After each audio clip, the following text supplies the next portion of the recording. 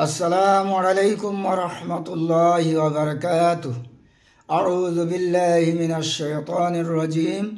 बिस्मिल्लाहिर रहमानिर रहीम। तो बंधुरा चलुन आजकेर कुरानुल कारिमेर मध्य आरेकटी सूरा निये आलोचना करब। এই सूरा तीनटी उपकार। सूरा लकमान 21 पारार मध्य पाबेन आपनारा।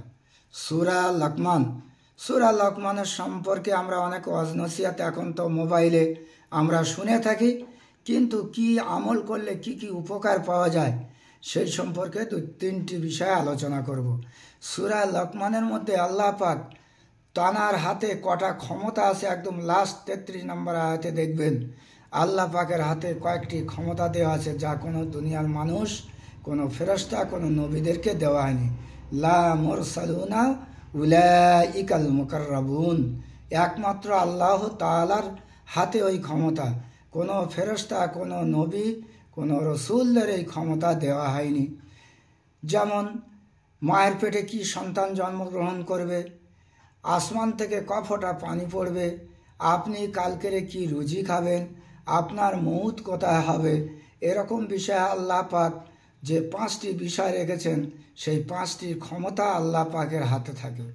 এই সূরার মধ্যে আপনারা পেয়ে যাবেন।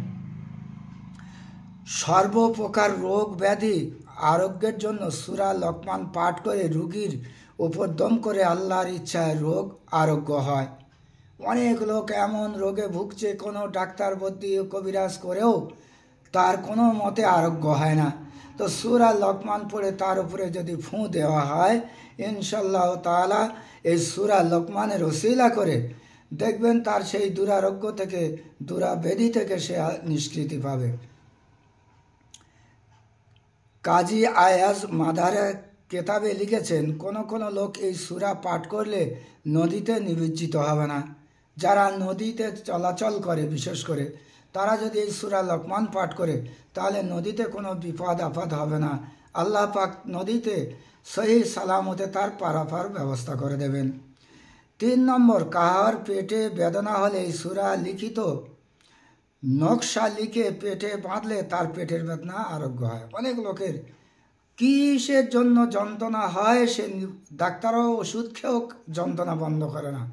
এমন অবস্থা হলে এই সূরার নকশাটা লিখে একটা তাবিজ বানিয়ে সেই যন্ত্রণা সোজা রেখে দেবেন। ইনশাআল্লাহ দেখবেন এই তাবিজের ওসিলায় এই সূরার ওসিলায় এই সূরার নকশার ওসিলায় আপনার পেটের বেদনা বন্ধ হয়ে যাবে। আল্লাহ পাক আমাদের আমল করা তৌফিক দান করুন। আল্লাহুম্মা আমিন।